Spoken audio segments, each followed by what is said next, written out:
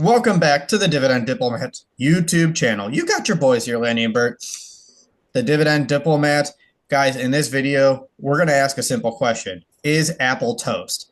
Is the almighty Apple, the $3.5 trillion market cap, losing its edge? Why does Mr. Market hate Apple right now, Lanny? That's what we're going to discuss right now. Subscribe to this channel, guys. Like this video. Apple is not getting any love here in 2025. In fact, the stock is down 11% in just a few short weeks to start the year off. After they've had a decent year, a nice 5-year run of about 180%, they are just taking the punches to the gut, to the jugular right now, down 11%.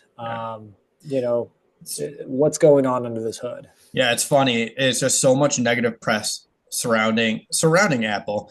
And as we were doing research for this video, it's just crazy how many negative headlines came up here lately. I'm just going to read some of the headlines here. We'll post them up here. Just the sentiment around Apple is tough right now. Number one, when you start to flirt with it, you kind of start to lose confidence in the stock. What were they talking about? Their price is getting close to that 200-day average. So one analyst saying, we're losing our confidence in Apple. Here's another one. Apple receives a rare underperform rating from a Wall Street analyst. Is it time to sell? Number 3. Apple enlists veteran to help fix AI in Siri. That one doesn't sound very good. They couldn't develop them. They need someone to come back and fix it. Lastly, Apple's struggle in China. Is 2025 the year it loses the iPhone war? I wonder, what do they mean, like the iPhone versus the Galaxy, or what do they mean by that? We'll come back to that point, Lanny. We'll put a pin in that one because there's a little bit more to what's going to be going on there. But first, let's look through Apple and some of the metrics here. They're going to be releasing earnings tomorrow. So keep an eye on. This is going to be a very highly covered earnings release to see what is going on with Apple. But quickly, in last earnings, quarterly revenue was $94.9 billion. It was up 6% from last year. They still had $27 billion in operating cash flow. Their subscription revenue on like your Apple Pay, your Apple Store, everything that's recurring in the background, up 13%. Yeah, diluted earnings per share was $1.64, up 12%. iCloud.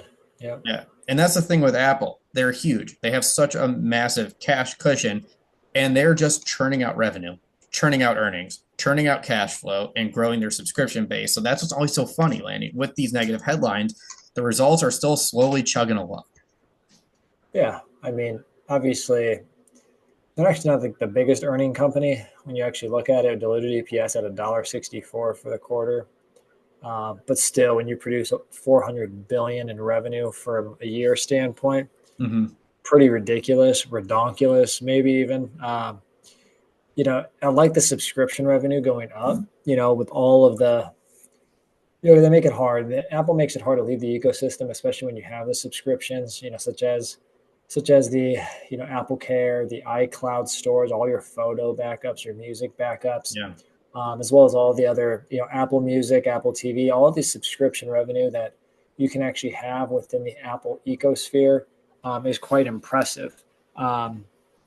So the stock is down though. Yeah. So what are some more reasons why, outside of just negative headlines, what actually was in the earnings that gave some concerns? Yeah, and it wasn't so much. It just kind of highlighted, Lanny, what was one of the major issues here. Here's some of the. We're going to talk about 3 reasons why Apple's down, and you're right. The earnings release covered one of them. The first is the overall lack of innovation of what you're seeing at Apple. That are saying they're riding. You'll see a lot of comments that say they're riding the iPhone. They haven't done anything since the iPhone. And you know what, Lanny? That last earnings release, they really didn't do much to dispel said rumor because all they talked about was iPhone sales. Here's the new iPhone, the new AirPods, the new Apple Watch. But there's nothing really new coming out in the pipeline here for Apple. You have what? The headphones, the Apple, the glasses, and even Apple TV. But like overall, where's that next big innovation going to come from for Apple? What's that next big product that's just going to push it through the roof in the same way that the iPhone did, what, decade plus ago now at this point? Yeah, I mean, almost 2 decades, right? Yeah. So I don't know. I mean, again, I think there's a lot of competition. There's a lot of competition to innovate. Take AI out of it. Yeah. I mean, a phone is a phone is a phone. You got to do more from your phone. So, again, you got the basic upgrades, a better camera, better speeds, better screen, thinner, stronger. But, what's the game changer? I don't know. I mean, the latest thing I've seen is that with photos, you can crop people out, crop people in. You can make a photo that wasn't even real.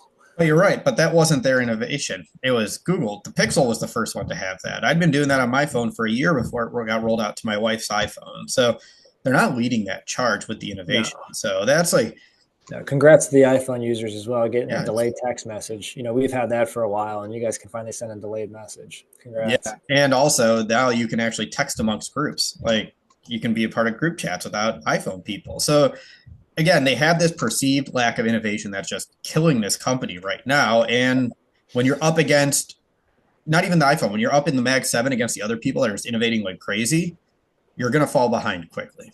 That's at least one of the reasons why people are so down on Apple right now. Tim Cook, people are concerned. So that has sent Apple down 11%. So we're going to look at the dividend stock metrics to see if Apple is now a stock to buy down 11%. We're going to look at the PE ratio, the payout ratio, and the dividend growth rate. We'll also look at that beloved dividend yield, which is how much passive income the stock will pay you. But what are we looking at from Apple stock?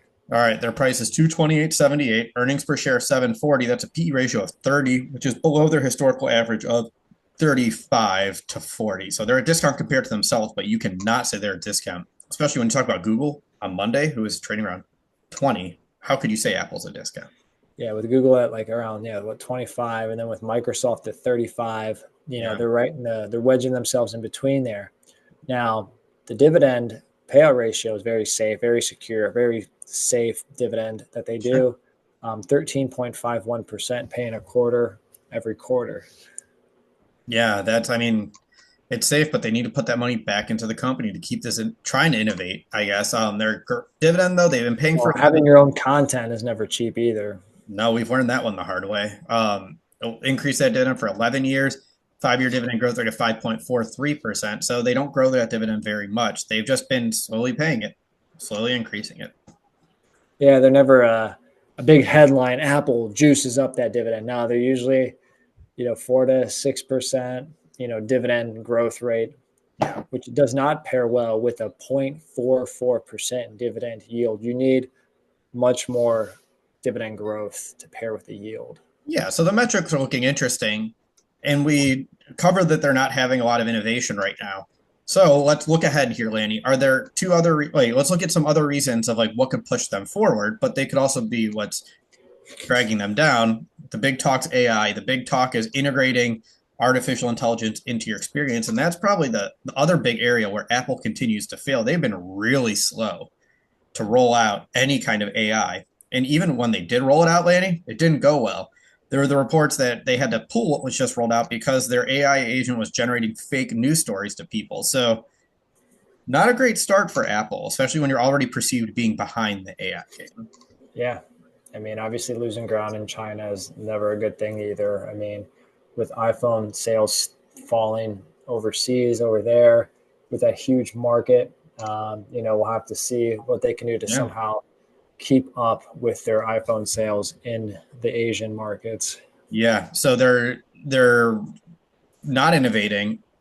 Their attempt at rolling out the newest technology with AI isn't going that great, and they're losing ground in one of their key markets. Those are three major headwinds facing Apple. I don't want to go out on a limb and say this, Lanny, but this might be one of Apple's most consequential earnings releases coming out tomorrow when the market opens, or at the end of the day. I don't know what time it is when they report earnings. We have to see some progress here. Yeah, I mean, still create premium products. The level of service they do is high and, above standard. Apple still produces, again, great products. But, is this a stock to buy right now? In my opinion, no. There's just too much headwinds that they're facing. And, just not my cup of tea right now for Apple stock. Yeah, I agree. I can see why the market is punishing Apple right now. When all the other Mag 7 stocks are up, Apple's down. It makes sense based on what you're seeing, what you're hearing, and what you're even not seeing with what the company is doing. I completely get why Mr. Market says, Apple, you've had your time. You got a strong 24. You got a lot to prove in 25. Yeah, a little pat on the back, and let's see what 2025 brings. But what about you guys, the viewers? Are you buying Apple stock now that it's down over 10% at 11% in 2025. Is Apple on your short list for stocks to buy here this year? Let us know below. If you haven't already, subscribe to the channel. Give this video a thumbs up, and remember, you're either with us or you're against us. Jack.